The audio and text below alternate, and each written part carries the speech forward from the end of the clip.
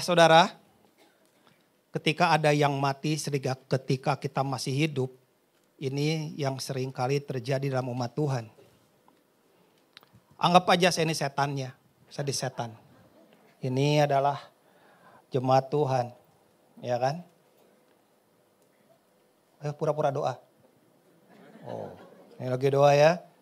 Terus saya lihat, apakah yang saya lihat ini adalah ketika dia duduk berdoa dengan tangan begini, dengan mulut komat kamit? Apa yang setan lihat? Setan tuh lihat hati. Dia lihat hati. Taruh di saku.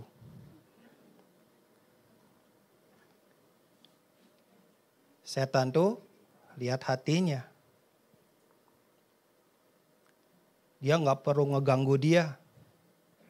Mungkin dia ngeganggu pendeta-pendeta jemaat yang lebih hidupnya menjaga hatinya. Setan, saya sebagai setan nggak mau jaga dia, nggak perlu ngeganggu dia, karena si setan tahu.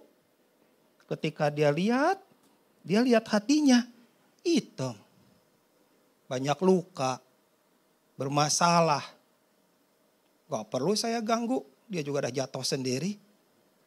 Doa-doanya seperti burung naik ke atap jatuh lagi. Karena memang problem hati. Bukan saja hatinya hitam tapi juga dia banyak iri hati. Penampilannya aja cakep kayak gini. Setan gak lihat cakepnya. Setan lihat hatinya problem. Setan lihat ada yang telah mati. Sekalipun dia masih hidup, tapi dia sudah ada yang mati. Dia gak bisa ngampuni mamahnya. Karena mamahnya ninggalin dia masih kecil. Pura-pura ya nih pura-pura. Dia hidup dengan papahnya. Dia juga benci kokonya. Dia benci juga papahnya. Dia benci dengan semua. Walaupun dia dalam pelayanan. Kelihatannya dia baik-baik saja. Tapi sebenarnya dalam hatinya belum beres. Nah, yang sudah mati dalam hati ini urusan siapa? Urusan setan, urusan Tuhan, urusan dia. Urusan dia. Hati yang sudah mati ini harus dihidupkan kembali. Dia harus apa? Dia harus mengampuni. Dia harus bereskan.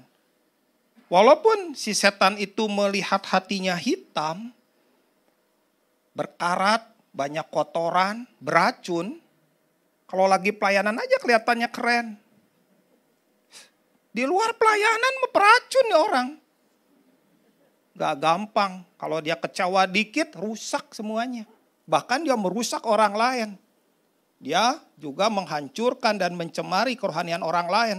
Ada gak orang kayak gitu di sini? Yang benar. Ada gak? Ada gak di atas? Di Bandung banyak.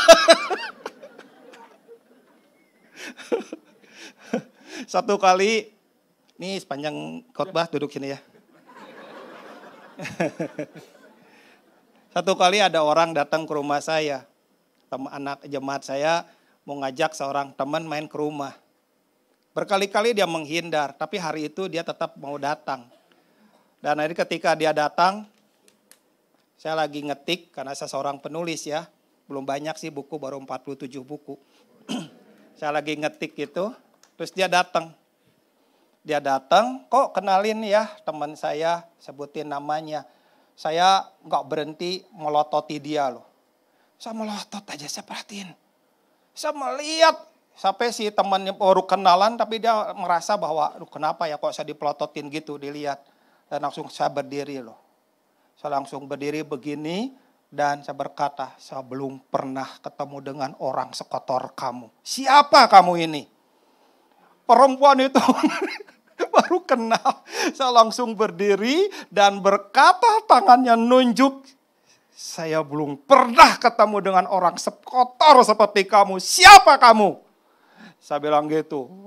Si perempuan itu udah bersuami. Akhirnya dia nangis. Ya saya tunggulah nangisnya. Akhirnya dia cerita bahwa dia walaupun bersuami, dia dipegang oleh 3 laki-laki yang berbeda-beda. Dan dia guru sekolah minggu. Aduh, serem sekali. Di Bandung, Pak, di Bandung. Nggak ada di sini. Ampun, saya sampai, aduh, marah sekali. Yang lebih marah lagi, suaminya ini adalah ketua majelis. Saya tanya, kenapa ini? Dia suka pergi ke pelacuran dan sebagainya. Dia pernah melabrak pelacurnya. Dia labrak, kasih pelacurnya ngomong, bukan gua yang cari dia. Dia yang cari aku langganan dia. Sejak itulah hidupnya berantakan. Itulah gambar. Walaupun dalam pelayanan ada yang mati. Urusan yang mati dalam hati ini, itu bukan urusan Tuhan, bukan urusan setan. Urusan tiap-tiap pribadi. Gak boleh ada yang mati. Gak boleh dibiarkan membeku di dalam. Gak boleh ada orang yang hatinya itu mengeluarkan racun terus. Bertobat. Belum ada kesempatan lagi untuk U-turn nanti. Sekarang waktunya. Kita gak pernah tahu kapan hari-hari terakhir itu datang. Kapan pengangkatan itu datang. Saya yakin kalau orang yang bermasalah ini hatinya bermasalah. Hidupnya gak pernah mengalami Tuhan. Setiap kali Tuhan mau masuk dalam hidupnya, hatinya dia langsung jaga, dia bentengin, dia jagain. Supaya Tuhan gak mau nembus. Kekristenan adalah urusan hati. Hati yang mau dibereskan. Hati yang mau dibersihkan. Waktu Tuhan ketemu dengan Sakeus, ini ada satu pola ilahi yang bagus. Sakeus ingin melihat Tuhan, tapi dihadang oleh banyak orang. Karena orang sebel dengan orang itu. Sakeus naik ke atas pohon. Di atas pohon, Sakeus, turunlah, aku akan nginep di rumahmu. Apa yang terjadi pada saat itu? Apakah Sakeus langsung turun, langsung berkata, Tuhan, aku punya kolam yang lebar, punya 10 hamba, punya 20 kamar, dan ini menu hari ini. Menu makannya. Dia enggak berkata begitu. Dia cuma berkata, setengah dari hartaku, aku serahkan kepada orang miskin. Lalu, siapa yang pernah aku rugikan, akan kukembalikan 4 kali lipat. Itu apa? Itu adalah gimana Tuhan masuk dalam hati seseorang. Selalu membersihkan dan selalu membereskan. Kalau Tuhan izinkan masuk lebih jauh, maka gudang hidupmu akan dibersihkan. Kalau hatinya terus hitam, hatinya terus beku, hatinya terus banyak duri, banyak luka, banyak baret-baret, seperti mobil mogok, banyak orang dilawat, orang ini gak bakal dilawat. Orang ini pura-pura ya, pura-pura. Orang ini seperti orang yang berbaring di kolam Bethesda. 38 tahun. Hanya menyaksikan tapi gak pernah mengalami. Hanya menyaksikan air bergoyang. Tanda malaikat datang dan menggoyangkan. Dan semua orang yang melihat air bergoyang mereka segera menjeburkan diri dan sembuh apapun penyakitnya. Dia hanya menyaksikan. Goncangan-goncangan terjadi. Dia cuma sanggup ngangkat-ngangkat kepala aja. Tapi gak bisa jebur ke dalam kolam yang digoncang oleh Tuhan. Dia hanya menyaksikan tanpa lawatan Tuhan. Hati-hati dengan hatimu. Urusan Tuhan dari dulu sampai sekarang masalah hati. Jangan sebel dengan mertua, memang mertua gak bisa diubah. Memang begitu, makanya ada tanaman lidah mertua kan. Gak ada lidah menantu, gak ada. Dan kadang-kadang mertua suka bikin gara-gara, sudah memang kodratnya begitu. Urusan hatimu dengan Tuhan, itu yang lebih penting. Jadi mertua, lihat menantu, enak aja tidur siang saja gak pernah tidur. Dah, jangan urusan, jangan sibuk-sibuk urusan seperti itu. Hati-hati dengan hatimu. Karena itu akan merusak segala sesuatu yang Tuhan kerjakan dalam hidupmu. Lihat, 38 tahun hanya berbaring. Gak pernah mengalami Tuhan. gak pernah mengalami lawatan Tuhan. Hanya menyaksikan Tuhan menyembuhkan banyak orang. Hari ini juga bisa terjadi dengan orang-orang yang jenisnya hatinya hitam seperti orang ini. Lawatan Tuhan terjadi, engkau hanya menyaksikan, tapi gak mengalaminya. Tuhan bergerak, engkau menyaksikan Tuhan bergerak, tapi kau gak mengalaminya. Tuhan menjamah, Tuhan menyentuh, Tuhan mengubah. Engkau hanya menyaksikan Tuhan menjamah, Tuhan menyentuh, dan Tuhan mengubah. Hidupmu gak pernah berubah karena hatimu problem. Itulah masalah hari-hari ini.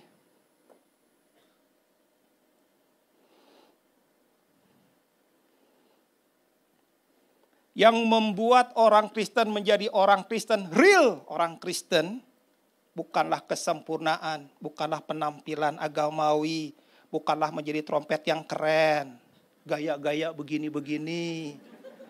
Dilihat cewek, seneng, dalam hatinya lihat nih gua. Bukan. Tapi pengampunan. Kisah pengampunan mengajar kepada kita, ada satu orang punya hutang 10.000 talenta. Hutang yang sangat besar dan gak pernah ada sebenarnya. Tapi Yesus menceritakan tentang orang itu. Akhirnya orang itu minta belas kasihan. Dan Tuhan kasih belas kasihan. Bahkan diampuni, disobek surat hutangnya. Dan pulang tidak punya hutang 1 dinar pun atau 1 peser pun. Tapi apa yang terjadi? Ketika dia pulang ketemu dengan orang lain yang punya utang, sedikit sebenarnya, 100 dinar. Orang itu langsung memegang bajunya, bayar hutangmu, bayar hutangmu. Lebih daripada itu, menjebloskannya dalam penjara dan menuntutnya dia harus bayar hutang. Ketika dia diampuni dosanya, diampuni utangnya 10.000 talenta, itu adalah pengampunan. Tapi ketika dia memegang baju orang itu bukan pengampunan.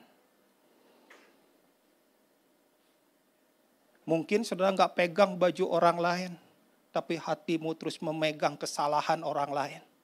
Terus orang lain juga dah lupa kesalahannya. Si penipu, 10 tahun yang lalu si penipu. Pernah nipu aku. Ngomong gitu aja dalam hati. Dia menipu, enak aja jadi WL. Nipu, nipu, nipu. Lagunya nyanyi lawatan. Ini nipu dia, nipu dia, nipu dia. Dalam hati, problem orang ini.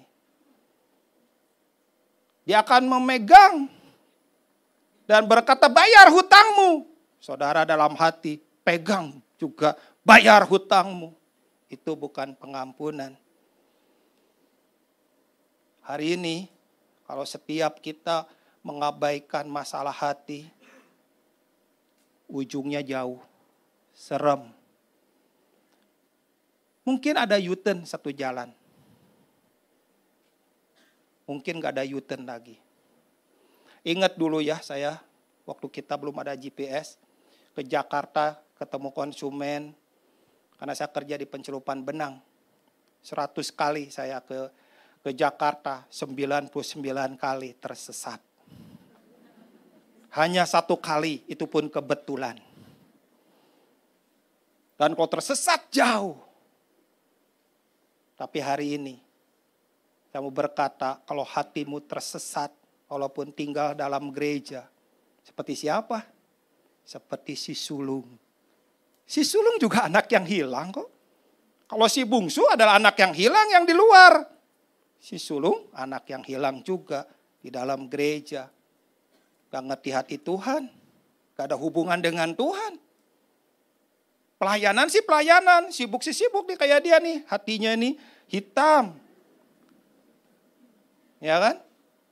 Tapi dia adalah orang yang hilang juga loh. Sekalipun dalam gereja. Hari-hari terakhir bakal terjadi. Yang di luar bisa ada yang di dalam. Yang di dalam bisa ada yang jadi di luar. Yang di belakang bisa jadi yang di depan. Yang di depan bisa jadi yang di belakang. Yang di atas bisa jadi yang di bawah. Yang di bawah bisa jadi yang di atas. Yang seharusnya orang durhaka, sekarang terima anugerah. Yang seharusnya orang benar terima pahala, enggak terima pahala dari Tuhan. Dan Tuhan berkata, aku enggak kenal kamu. Hari-hari terakhir ini berbeda dengan hari-hari yang sudah kita lewati. Urusan hati, urusan yang serius. Udah, jangan sibuk dengan dosa orang lain, jangan sibuk dengan kesalahan orang lain. Jangan ngomongin dosa orang lain, jangan ngomongin kesalahan orang lain. Kenapa? Karena engkau belum tentu lebih baik daripada orang yang kamu omongin. Urusan hati lah, urusan serius di hadapan Tuhan. Sampai hari ini, kebenaran Tuhan penyelidik hati gak pernah berubah. Setiap musim Tuhan menyampaikan kebenaran dan setiap musim juga kebenaran itu berubah. Tapi kebenaran tentang hati gak pernah berubah. Tuhan penyelidik hati. Perintahnya jelas, jaga hatimu baik-baik dengan segala kewaspadaan. Karena dari situ terpancar kehidupan. Urusan hatilah urusan yang serius. Saudara harus bisa bedakan antara korban persembahan dengan daging busuk. Kalau orang zaman dulu membawa kambing, membawa domba, bawa lembu, datang, ini seorang imam, ini Pak tolong terima. Maka dia memeriksa yang namanya kambing, domba, lembu. Kalau layak, itu akan disembelih dan naik ke mezbah Tuhan, dibakar sampai habis. Hari ini, anak-anak Tuhan, yang hatinya hitam, ada kebusukan dalam hatinya. Dia gak bawa korban. Dia bawa daging busuk di mezbah Tuhan. Serem, saudara, serem. Dia bawa iri hatinya juga. Dia bawa kebencian dan kemarahan.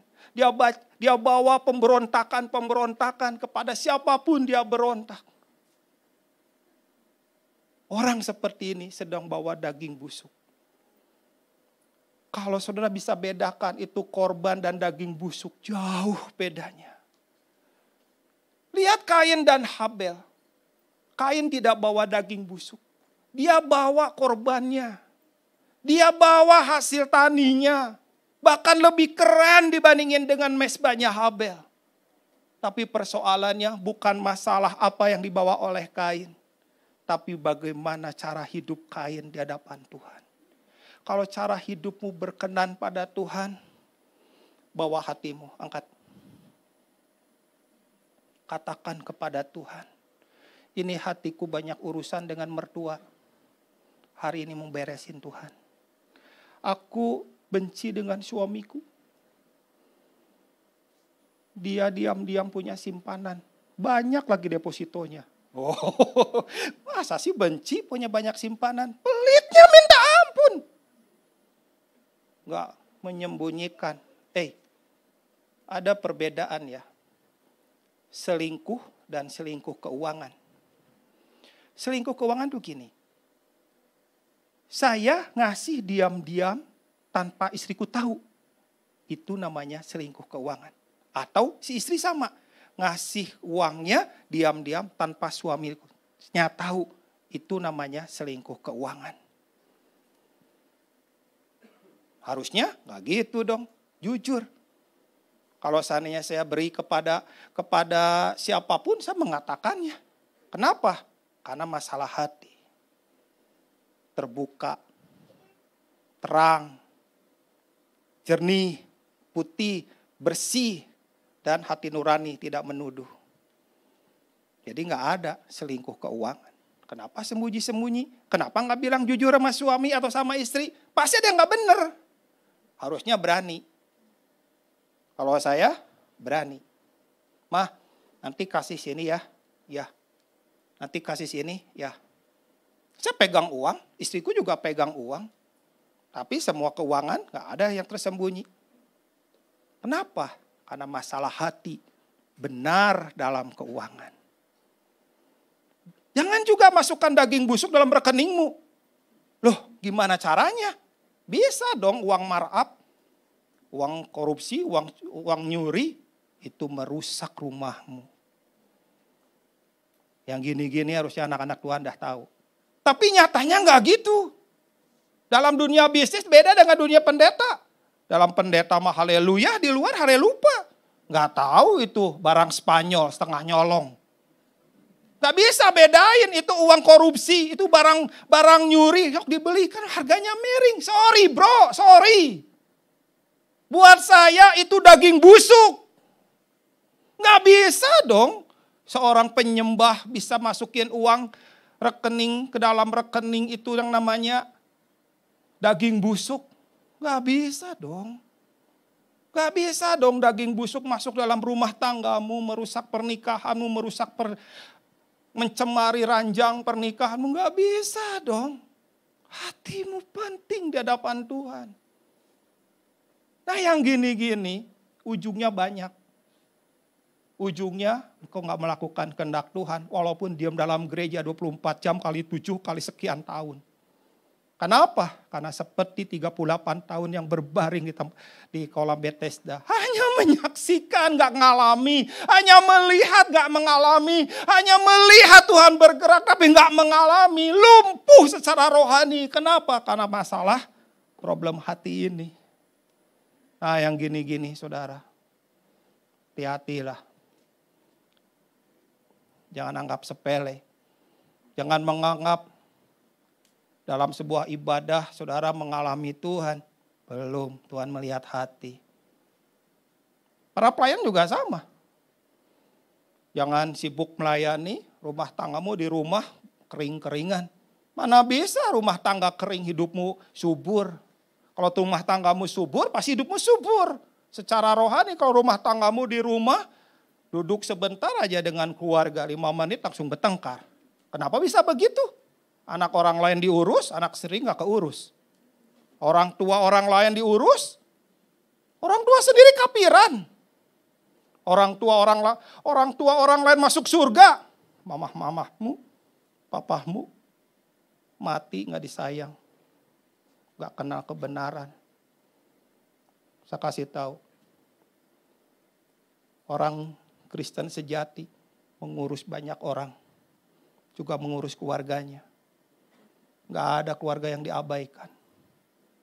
Mengurus semuanya. Kenapa? Karena dari hidupnya mengalir banyak hal dari Tuhan. Tuhan tidak meminta Anda untuk mengampuni orang-orang yang telah menyakiti hati Anda sendirian. Lalu apa yang Tuhan minta? Tuhan meminta Anda untuk membuat keputusan, untuk memilih. Keputusan memilih itu penting. Saudara, saya sedang cerita apa ini? Saya sedang bercerita bahwa pengampunan itu bertahap. Pengampunan itu proses. Gak ada yang bisa bilang begini. Tuhan ampunilah semua dosaku. Yes.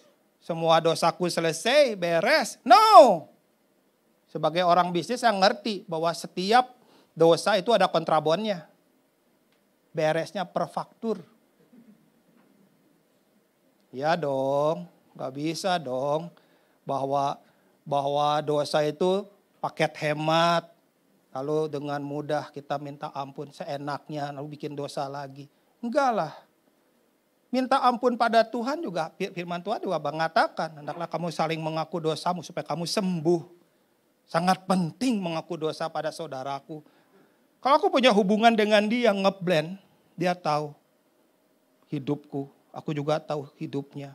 Dia tahu hatiku progres, aku tahu juga hidupnya progres. Harusnya itu komunitas yang sehat seperti itu. Jangan kita tahu sama tahu bonyok-bonyoknya, tahu dosa-dosanya, tapi kita gak pernah mau keluar dari kubangan dosa. Kalau komunitas itu sehat, saya akan cerita supaya saya sembuh, dia juga sembuh. Pengampunan itu gak pernah bisa satu kali. Pengampunan itu sama seperti menebang pohon. Gak bisa sekali tebang, pohon itu tumbang. Ada tahap, ada proses. Jadi gimana? Kalau saya sebel sama dia, benci sama dia, lihat dia, wah dia di gereja dan mogot yang, ini apa namanya? RKD. Gua gak mau di sini kebaktiannya, gue yang di sana. Kalau pertemuan para pekerja, dia duduk di mana? Dia duduk di sini, saya duduk di sini. Gak pernah mau dekat. Tapi saya mau mengampuni dia. Siapa namamu? Adit. Gue sebel masih Adit. Tapi gue mau ngampuni dia gara firman Tuhan. Ngikutin perasaan atau ngikutin perintah Tuhan? Ngikutin perintah. Gue sebel sama dia, tapi gue belum bisa deket sama dia. Dari sinilah, gini-gini aja deket-deket lah. Langkah-langkah deket aja. Saya belum pernah berani begini. Hei Adit, gak bisa. Cukup deket-deket. Kalau ngambil makanan, gak bisa deket satu meja, ambil satu piring dalam tempat yang sama. Gak bisa ngambil, hei apa kabar? Gak bisa. Tapi saya mau melangkah. Setiap hari saya maju, sampai akhirnya saya berkata, hei bro, sorry ya, gua benci sama lu. Lu kegantengan sih. Bikin malaikat minder. Nah ini, kayaknya saya minta maaf. Itu tahap, itu proses. Jangan menuduh, berarti kamu belum mengampuni dong. Bro, sudah. Tapi mendekati, ngedekati. Dan akhirnya saya mengalami kesembuhan. Itulah yang namanya proses dan tahap daripada pengampunan.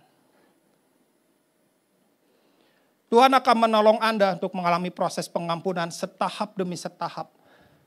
Sampai Anda mengalami pemulihan dan kesembuhan total. Kalau mengalami kesembuhan total ya, itu jauh. Saya pernah kejadian, ada satu peristiwa 30 tahun yang lampau. Saya pikir sudah beres. Saya pikir sudah mengampuni. Datang seorang hamba Tuhan dari Belanda. Dia datang di rumah teman. Kasihan, gak bisa tidur karena tempatnya dekat masjid. Akhirnya ginilah, lu tidur di rumah gua deh. Jauh dari masjid. Saya pikir dia akan naik ke kamar, ke lantai 2, tidur. Saya juga capek. Tapi nyatanya gak gitu. Dia turun lagi. Dan ayo kita berdoa dan berbahasa roh. Malam-malam bahasa roh. Gue ada seharian kerja dan menghadapi bermacam-macam peristiwa peperangan dalam bisnis. Sekarang ngajak ini berbahasa roh.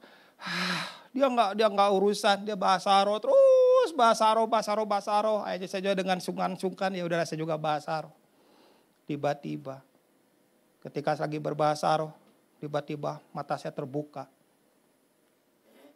Saya melihat ada sebuah kastil.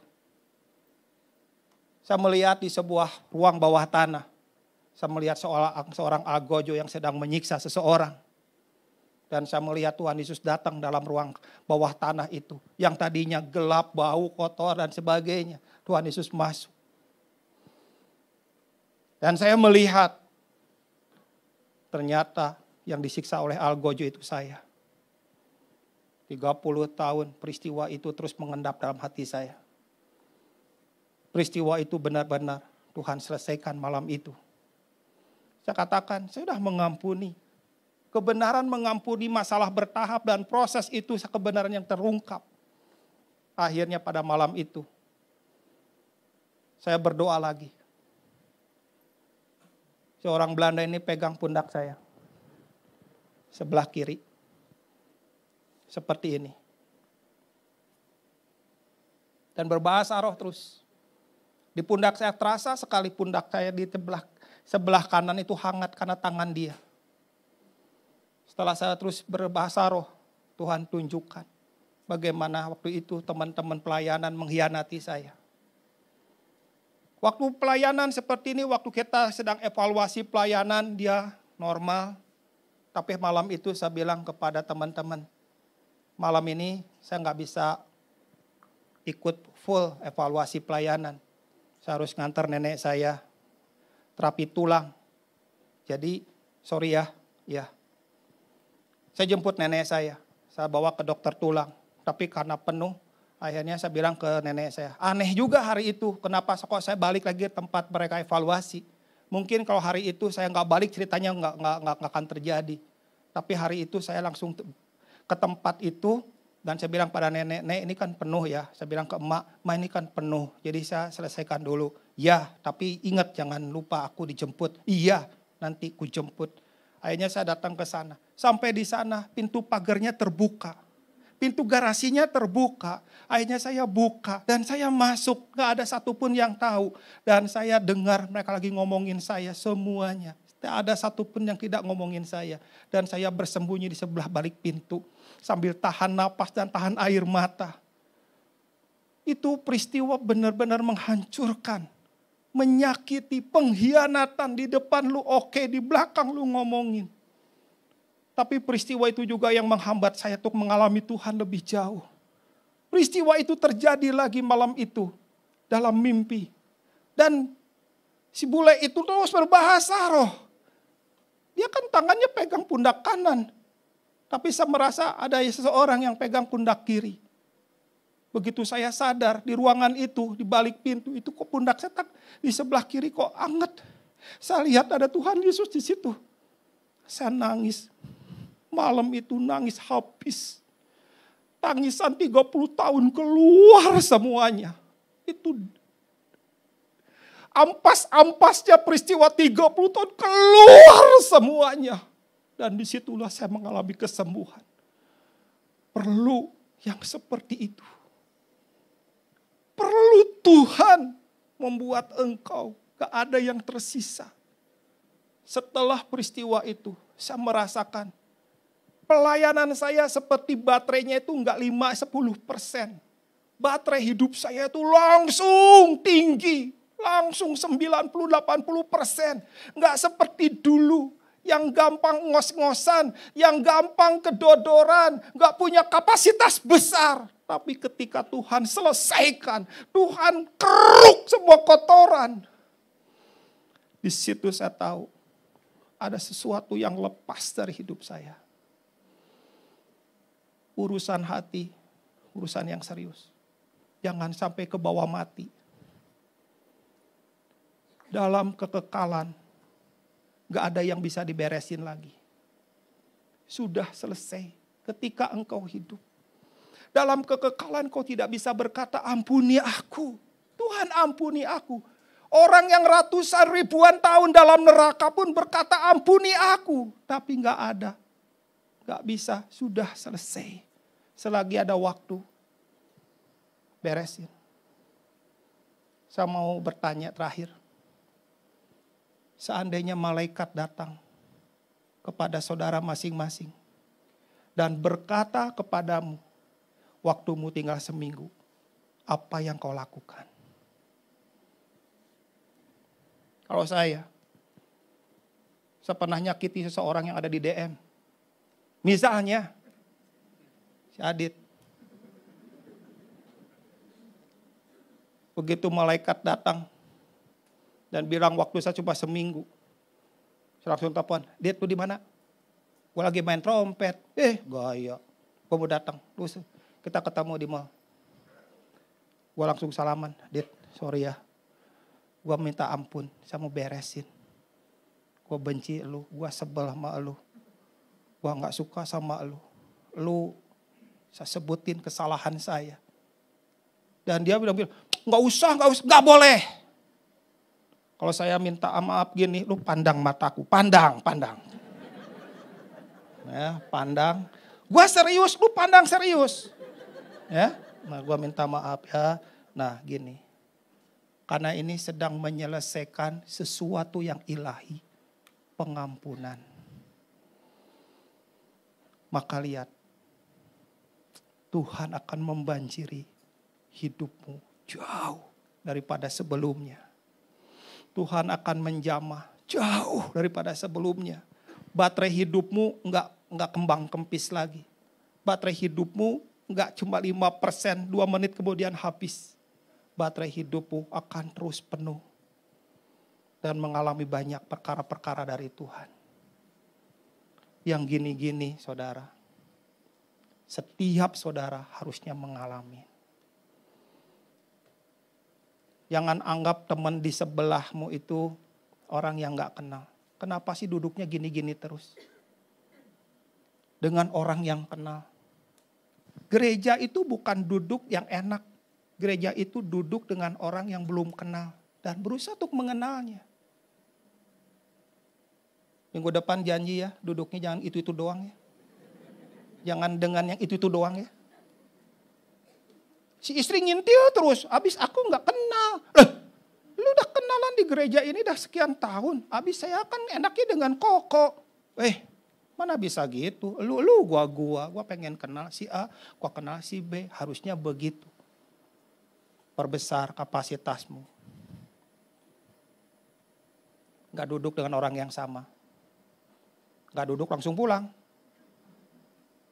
Bahkan belum berkat pun, belum berkat. Mari kita berdoa, sudah langsung pulang. Gak gitu kali.